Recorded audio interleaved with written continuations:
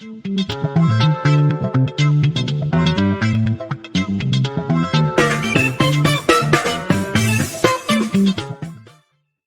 Internet, I'm Richie and welcome to Sounds of Stadia SideQuest, the show where we take a step off the critical path and explore more of what the video game world has to offer. On this week's show, I'm joined by the host of the Sounds of Stadia podcast, Mr. Chris. Hello, Stadios. Does it again. That's my thing now. Yeah. Just on SideQuest, just for you, Richie. And unfortunately, we're not joined by the techie teacher because at the time of recording, last time we knew he was hanging out with the Baker family from Resident Evil 7, and we haven't managed to liberate him yet. So he's hoping that he's okay. But you know what, Chris? We may have done it yesterday. Yeah, we might have done. But here's the thing I thought of, actually. If Tom joins the Baker's family, he could become Doctor Who. Because he could be Tom Baker. Okay, yeah, if they adopt him and he accepts their name. Yeah, it's possible. Well, it's not because they're fictional and he isn't. Very, very bad jokes aside. The name's real. Yeah. This week we're going to be talking about pre-orders and do they make sense for Stadia? But first, a little bit of housekeeping. Make sure you watch or listen to the Sounds of Stadia podcast. Comes out every single Monday. And you can get this very show whole 5 days early if you are a Patreon member. We still need to sort out YouTube memberships. It'll happen too. I know there's a couple of people who want it, but it'll happen. But if you're looking forward to knowing what we're up to for Sounds of Stadia, you can follow us on Twitter at Sounds of Stadia or at CyberChris2077. 1777. CyberChris 2077 and at Richie C189 and Tom at Adaxis LP at Adaxis LP. Or you can join the Discord. The link will be in the description below. But let's get into the show. So we're talking pre-orders, Chris, because there's a lot of things suddenly turned up on the Stadia store. We've had a sudden rush of games coming to it, including some big titles such as Resident Evil Village and a game I'm particularly looking forward to, Life is Strange. But now we're starting to have a decent number of pre-orders turn up to Stadia. We've had others before, but there just seems to be now this is starting to become a bit more of the norm like it is on other platforms. So I figured we'd take this opportunity to talk through what that means for the platform and do they make sense? Yeah, because the biggest criticism for a digital platform is essentially what's the point in pre-ordering, because you don't really get any benefit. Like you traditionally, if you pre-order something on Amazon, it gets delivered the day of launch. Ideally, if you pre-order something on PlayStation, Xbox, you're allowed to pre-install it for that midnight launch. The obviously key difference on Stadia is there is no install required. So come launch, it's click to play. So what is the benefit in pre-ordering something, especially because credit to Stadia where it's due, they don't take the money in advance either. Yeah. When you pre-order on PlayStation, if I'm not mistaken, they take the money there and then at the time of pre-order. Do they? I think. Maybe not. We'll not go down that road. Yeah, I don't think I've pre-ordered anything digitally for PlayStation because I tend to be the guy on PlayStation who buys the game like a couple of months after release when the physical copy of the game's dropped in price. Mm-hmm. So if we look at the store now, you've got a list of games, right? Yes, we have. What is currently, as of recording, available to pre-order on Stadia? What have we got? So we've got Humankind, the digital Deluxe version. Life is Strange Colors. Life is Strange Deluxe we know is coming. Outriders, Resident Evil Village, and some Elder Scrolls Online additional content. Additional content. That's the DLC, right? Yes. Of an expansion. Yeah, it's the next big expansion, I think. Blackwood. Mm-hmm. So, of all of those games, I have Resident Evil pre-ordered. We discussed it in the podcast because not only am I getting a free Premier Edition with it as well, I'm getting a AAA title day and date. But I'm guessing, Richie, all these games have some kind of bonus. Like, why? Again, the conversation we're having is why would you pre-order? What is the purpose? And you must get something, right? Yeah. So, where do you want to start? At the moment, for Humankind, at the time of recording, I don't think the pre-order bonuses have been announced, what you're actually getting, but you are getting... Because on the store, it's literally the Humankind Deluxe Edition items, Humankind, and pre-order bonus items. So we don't get a base edition? It's not defined what the items what is and what isn't. Yeah. I think you can. I don't think you can pre-order the base edition, actually. Yeah, it's interesting because when you look, I'm looking at the store now, and it says pre-purchase bonus content there's an avatar set and a player profile decorative symbol set. Yeah. And then it says digital deluxe edition bonus content. There's Notre Dame narrative events. There is a Notre Dame pack, which comes with a specific Notre Dame wonder, like your central cathedral, some avatars, and a digital soundtrack, and a PDF poster of the civilization timeline. So it's getting very specific with what you get for free. My guess is the reason we only get the digital deluxe edition is because it comes with all of that content. There's one more thing I missed out actually on this. So it's £39.83 is a special pre-order price, and it will go up to $47.99 at launch. So that's a decent pre-order bonus right there. Yeah, the price is. Do we think with Humankind come launch day there'll be a base edition of the game without all of this deluxe content? Yes, because when you go into the store page, it's games in this bundle is Humankind game, and then this add-ons is like the digital deluxe items is classified as an add-on. I think it's just they've only decided to put the deluxe edition up for pre-order. Yeah, because when you click just the game, it doesn't give you a price. Yeah. So ideally, get it pre-ordered if you fancy playing this game to save yourself. Now I've noticed the price drop. I wonder if the like the £40 price mark is going to be that's where the base game is going to be priced at. So you're getting the deluxe edition version for the price of the base version, and whatever the pre-order bonus items end up being. Oh, actually, interesting caveat.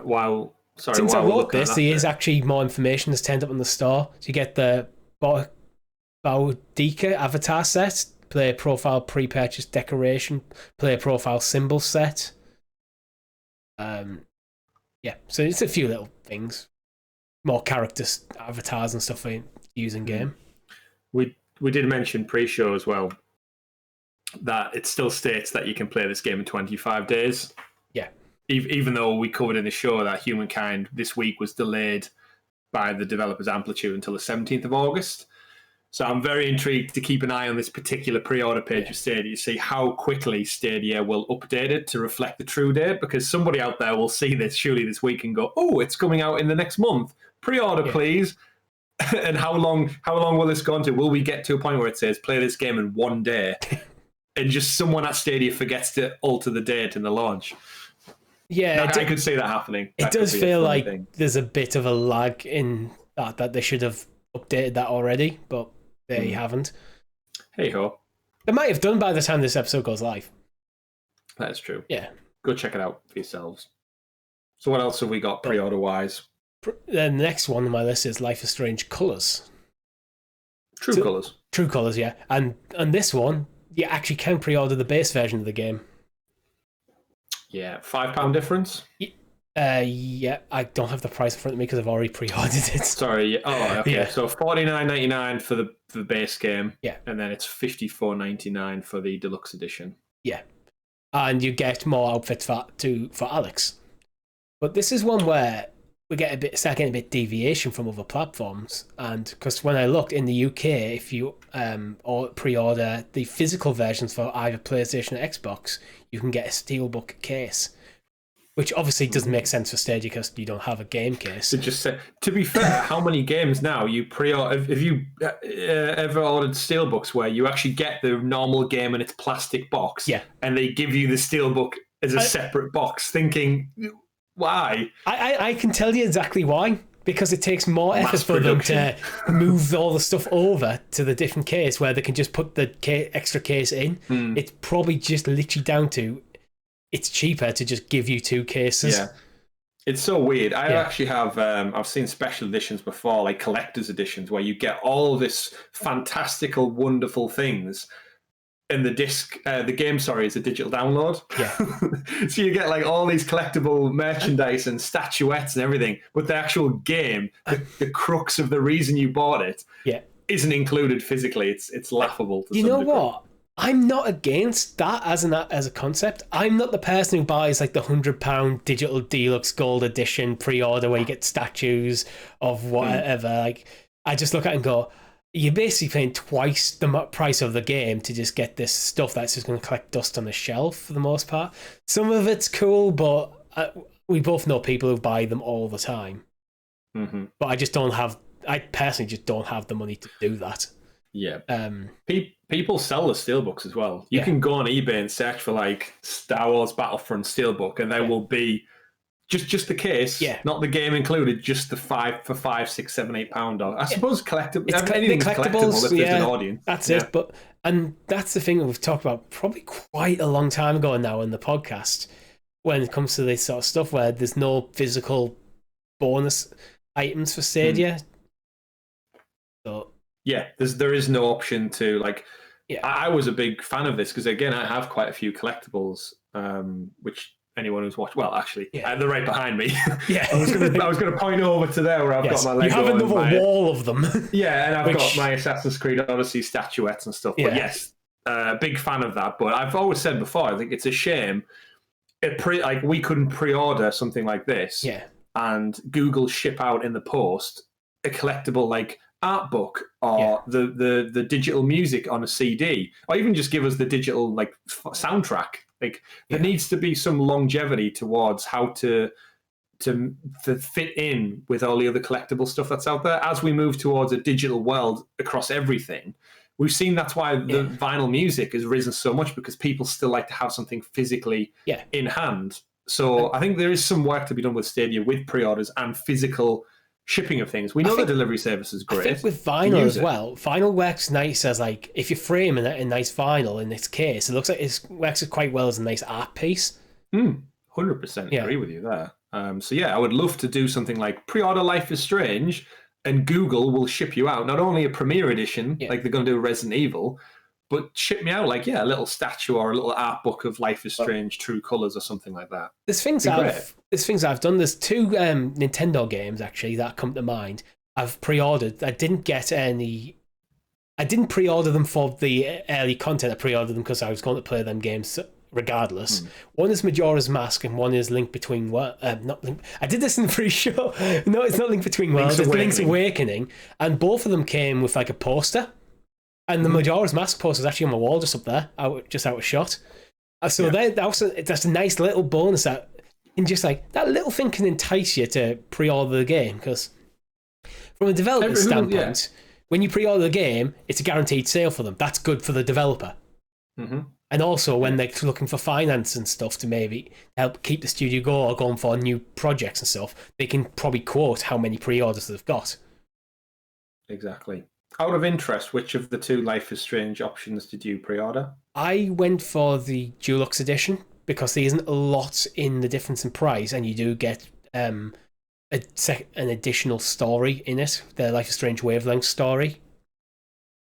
Ah, yes, I've read that. So yeah, plays Steph in an all-new story, Wavelengths, plus 4 exclusive Life is Strange hero outfits. Didn't care about the outfits, to be honest. Like just the more story content for £5. Yeah, that's like it, and it's a deal. And it comes down to what Tom said before when he's pre-ordered a load of stuff for board games that he doesn't really have the time to play, where he wants to support these developers coming to the platform. And it's one of them. It's like I'm a big fan of Life is Strange, and it's like, I want this on the platform. So, and the difference in £5, I'm happy to pay. Wonderful. Yeah. Do you get any feeling that the extra £5 is content that should have just been in the main game, or what do you think about that business model? I don't think it is, because it's not focusing on Alex, who's the main character in True Colors. It's focusing on, what's her name? Is it Steph? Steph, who's a side character. So I think it's one of them. It's like, it is fleshing out the world a bit more, but it's not part of Alex's story. Yeah, it's there if you're interested. Steph's the one from Before the Storm as well. Yes, she is she is the girl you played Dungeons and Dragons with. at the start before the storm. Ah, right. With the little beanie hat. Yeah. Right. The one who looks a lot like Chloe from the original game. Yeah, who initially we were like, is that Chloe? It's like, no. Yeah. Wonderful. Yeah, interesting. I haven't pre-ordered Life is Strange yet. I'm actually intrigued if we get round to doing like a live stream of it or something. I probably imagine that's one that you could play, and I'm happy to watch along because you've watched a lot. You've played along with me in a lot of games. Yeah. So if you'd like me to return the favour, that seems like one that's up both of our alleys. This is one where I'd like to have crowd choice in. Oh yeah, for all those like dialogue options. Yeah. True indeed. But what else have we got? I know you're a fan of Steelbook, so you should look at the Steelbook. Oh yeah, that's a good. Yeah, I might do that. Is it nice and colourful? I'd imagine it's basically the box art, with like where it's got Alex your hand out with all the different colours splashed around That's cool.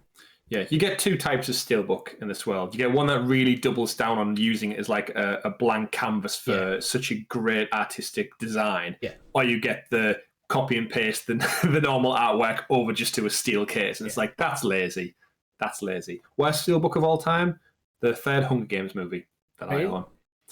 Purely down to the fact on the spine of the case, blank. So I have Hunger Games 1 and 2. Lovely little logo of the Mockingjay, and it's got the word in fire. 1, 2, blank, then the fourth movie. Yeah. Don't know why. My copy of Fallout 4 Steelbooks, it's just blank on the spine. It's like they don't know how shelves work. Yeah, how people store stuff. It's fine when it's like face on, but if you don't want it face on, then it's just this like random blank metal thing. Yeah, that's they need to think that through. But not that we have that problem on Stadia anyway, because everything's just in a digital software. And shout out to Stadia, by the way, with the cover art they do. You know when you've played the game and it's kind of like the main opening banner when you boot up Stadia. Yeah, they have like that big cover piece of art with like the little Play Now logo on it.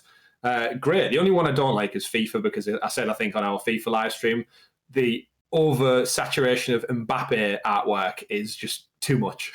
Yeah, I get he's a great player. I don't need 7 variations of his face all over my Stadia kind of home screen as it was. Yeah, give me folders. Let me change that UI to put things where I'd like them.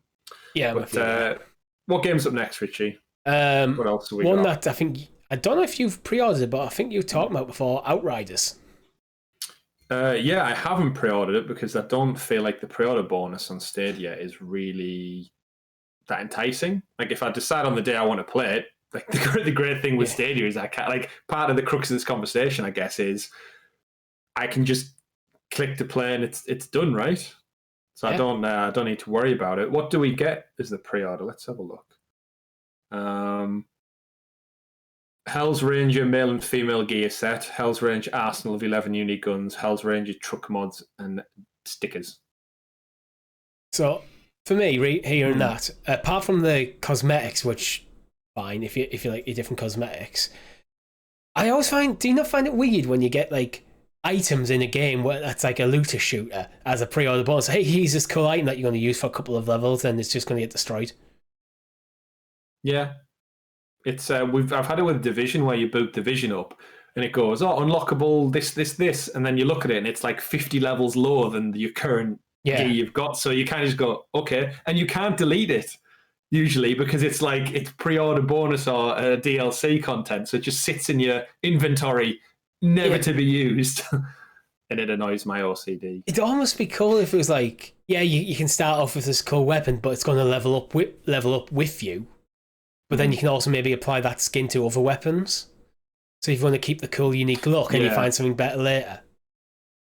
But yeah, I'd agree with that one. But yeah, and I've not pre-ordered Outriders yet. I'm actually trying to find the price on PS5 because I'm pretty sure it's actually £10 more expensive on Stadia. On Stadia, it's currently £59.99. Yeah, I'm just going to have a look on so on Amazon, for example.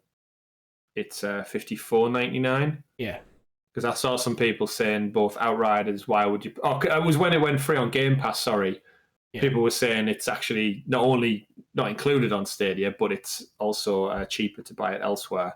So again, back to our price conversation. So essentially, you're going to charge me £5 more for some Hell's Rangers content, That's it. I think it's worth pointing out that Outriders is $59.99 on the PlayStation Store, so the digital version. I suppose, right? Okay, so, but it's an interesting conversation about the pricing of physical media. Is like I think it has got to the point where to ship physical media, you usually have to put a bit of a discount in there.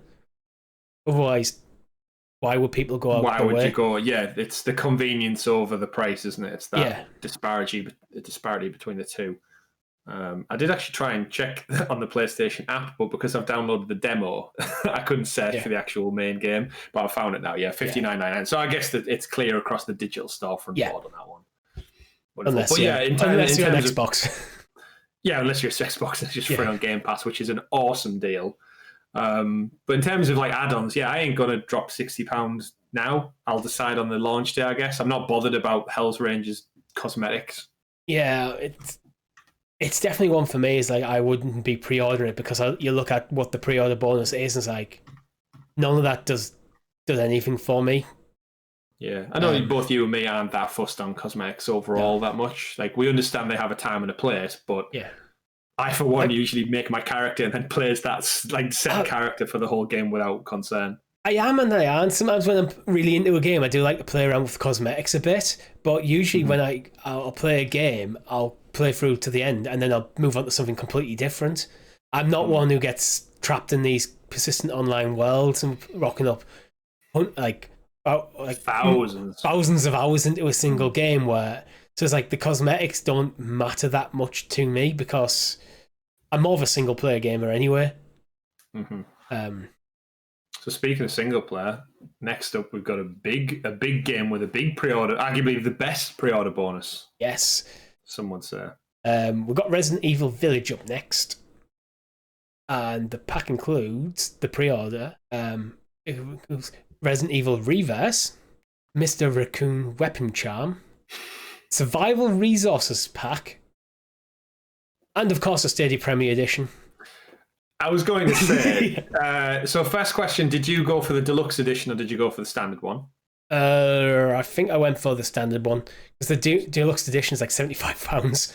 That's a bit. It's a bit more bit spicy. The base one. And so for all that content aside, I did the same. Like I can forego a Mr. Raccoon bobblehead charm, like to dangle off my weapon, and I can forego a couple of extra resources and save £15. I'm not that flush with cash that I can just scrap that on a. The thing is, the only difference, according to the Stadia Store, between the two of them is the Deluxe Edition comes with the Resident Evil Trauma Pack. Oh, what's the Trauma Pack? I don't actually know. I'll click on it now. There's a picture. It includes Samurai Edge AW Model 01, which I'm guessing is a sword. Resident Evil 7 found footage filter, Resident Evil 7 tape recorder save point, safe room music, Gotel and Roddy, Mr. Everywhere weapon charm, unlock Village of Shadows difficulty, which I'm guessing is a higher level difficulty. That's a weird pre-order, but that's a weird thing. Oh yeah, you can pay more to make the game harder. The tragedy of Ethan Winter's art book at work. Not even a book. At work, sorry, yeah. It'd probably be an art book if you're getting a physical version, I would imagine. Oh, it does say there, though, as well, the Village of Shadows difficulty item makes incredibly difficult mode immediately available. This is normally accessible after completing certain gameplay conditions. So by the sounds of it, you complete the game to unlock the hardest mode, it's like whereas if you buy the pre-order... Is it crushing difficulty? Yeah, you have to finish on brutal first, or whichever way around it is. So it just sounds like if you're a hardcore Resident Evil fan, you'd probably go for this, but for me personally, I'll keep the £15, thank you, and I'll have the Premier Edition, because that's the biggest, let's face it, of all the pre-orders across all platforms, forget your steelbooks, forget your collectibles, you pre-order this on Stadia, and they send you the entire hardware required to play the game. Yeah. That's the best pre-order of all time, right? Yeah, Imagine PlayStation shipping your PS4 with your game pre-order. I must admit, it's like, it's a game that I think I may have pre-ordered because of the bonus. I actually think this. If I'm honest with myself, we've said before, I'm big fans of the Resident Evil franchise, but I'm too scared to play them on my own. However, the incentive of another Premier Edition, and a new AAA game day and date, supporting the developer on the platform, and knowing in the fact that I get Resident Evil 7 for free in a handful of, well, actually, at the time of you probably listening to this, most of you, yesterday. Yeah. That's a lot to get me hyped. It's pulled me really, really into going, yeah, this is an amazing deal. Sold. I don't need more Chromecasts, but it gives me a new controller. Yeah. And I'll just give the Chromecast to a friend or a family member or something. Here you go. Yeah. Any friends out there listening? Yeah. Hit Richie up. But I think overall it's the best. It's the best pre-order bonus they could give. It does shine a light on how bad some of the other ones are. But that's the reality of it. They're not going to give away a Premier Edition for everything.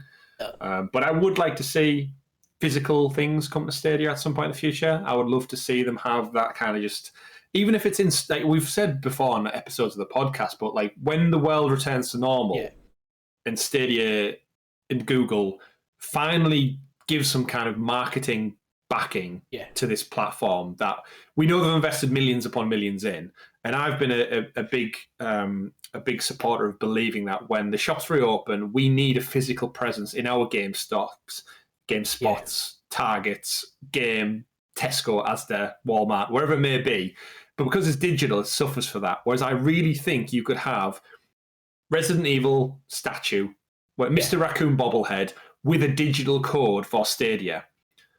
Or you could have a Premier Edition with a Mr. Raccoon bobblehead, a Premier Edition controller, and a digital code for the game sat on the shelf alongside Xbox, PlayStation, Nintendo, because it needs that public mindset. And I think a lot of Stadia's marketing has been a bit hush-hush because of a global pandemic. You're not going to market something that people can't go out and buy necessarily. But there's stuff that could be done. I think we've both in agreement that although brick-and-mortar game stores are declining, they still exist, and they're still a massive part of how people interact with games. If a lot of people, most people don't listen to video game podcasts, they don't read things like IGN, they'll walk into a game store because they've heard their friends talking about something, and they'll pick something up. Yeah. Or they'll go. What do we think happens every year when Call of Duty comes out and FIFA goes out? You and me, we go get our bread and milk and our weekly shop from our local supermarket right there in the foyer. First thing you walk in, a big cardboard stand that says PlayStation 5, FIFA, Call of Duty, whatever the big game is, bang front and center alongside the beer and the flowers and the meal deals, whatever it may be. If Stadia doesn't have that presence, that's your average consumer, your average public member out there on the high street has no clue. They've got no visual imprint of a product existing, let alone looking to buy. But the thing is, you can imagine almost like a box with like the artwork or something you pick up off a shelf, and there's on the front that says "No console required," and it's got all the different places you can play. That sort of artwork on the box. It's got like you can play on the phone, you can play on like PC or Chromebook, or if you've got a Chromecast, and inside maybe you've got just a little bit of artwork and a code, which maybe just a QR code that you can scan, and it goes comes up saying you open the Stadia app, scan it, goes redeem, you go yes, and there you go, you're into the game. Play now. Oh, Richie, the day I'm going to take, I'm not one for selfies. The first store I walk into and it has a Stadia promotional stand.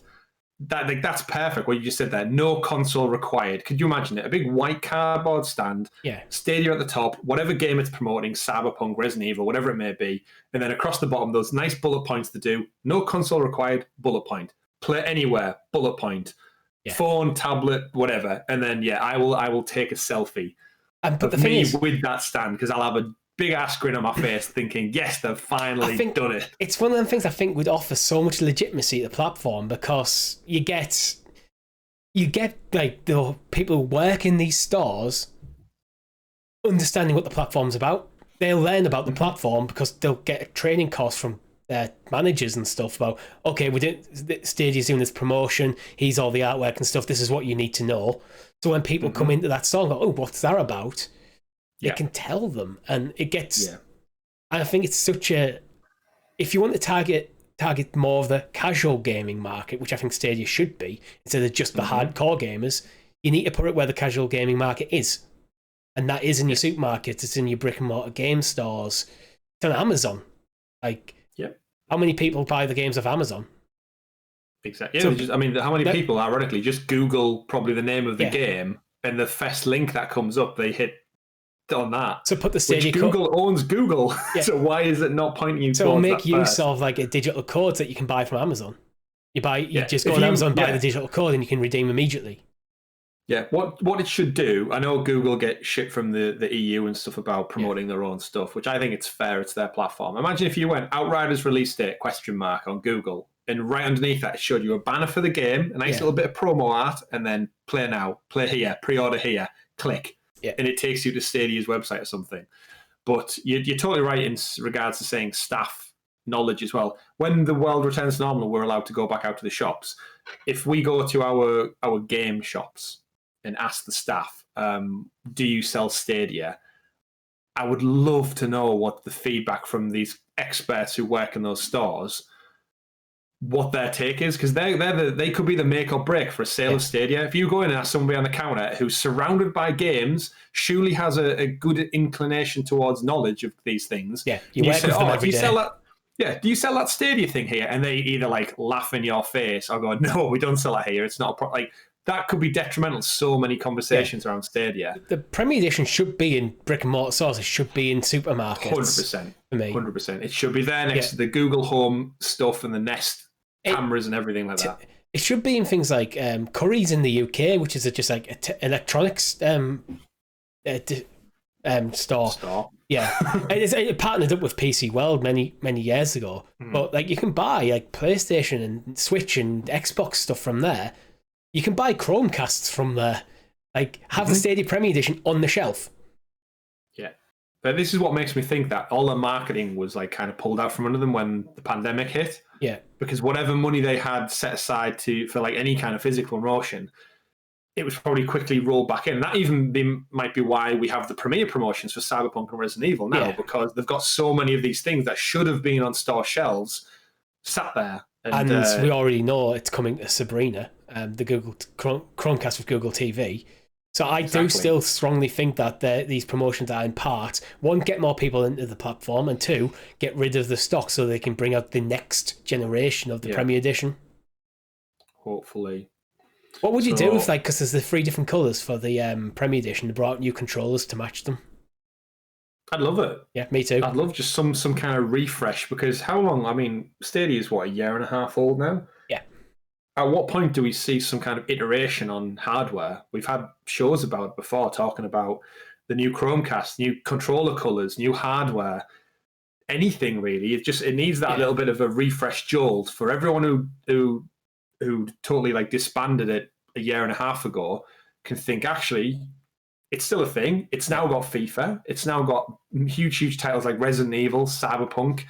The library is now getting that point where they should be talking about it with pride and putting it out there in the public eye and spending some money on promoting it. Forget promoting your Pixels for half a year and promote this instead. But there needs to be stuff done with it. Talking about Pixels, I keep getting YouTube ads saying switch to Pixel. I was like, I'm watching this video on a bloody Pixel. Oh, I get Stadia adverts left, right, and centre every day out my eyeballs. And surely the algorithm knows I have it. I wonder if Stop pestering me, Google. I have Stadia. I wonder if it's because of targeted marketing. So, like, because you're searching for Stadia a lot, because you're on Stadia's website a lot, it's like, oh, this guy likes Stadia, push that over there. It's like, at one point it should know. Yeah. So, but pre-orders, Richie, I think there's work to be done. Yeah. They serve a purpose for, I suppose, marketing the product. Like, yes, you might not need it and you might not want to pre-order it, but the fact that it's on the storefront several months ahead of launch is probably the biggest thing. So regardless of getting pre-orders, people are consciously aware that they see it on their phone weeks and weeks leading up to it. So how many people know about Humankind because it's on their app every single week, even though it doesn't come out till autumn? Yeah. I think there's a little bit to be said about that, but I think overall they serve their purpose. A little bit less more relevant because of it being digital, 100%. Could there be work done towards getting potentially physical things like collectibles and such to go with it? Yes. But it is what it is. It's worth it if the case suits your needs, I guess. Yeah, I think I agree. But I think that's all we have time for today. Make sure you like the video and subscribe to the channel if you haven't already. Check out the Sounds of Stadia podcast that comes out every Monday. And obviously every Thursday we have a live stream. And we're thinking about doing some Resident Evil, aren't we? We are. At the time of listening, we may have done some. Yeah, that's a good point. What day is it? It's the Thursday. We're starting on the Friday. No, yesterday. Yeah. So part one of our Resident Evil playthrough will be live if you're watching this on Friday. So make sure you check that out. We might actually be doing part 2 tonight.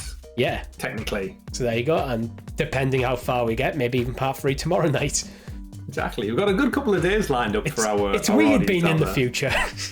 It is, but the clocks did go forward this week. We just went too far forward. Yeah. We went all the way to the end of the week. We love the weekend that much. And with that, I've been Richie. I've been Chris. Thank you very much for watching. Quest completed.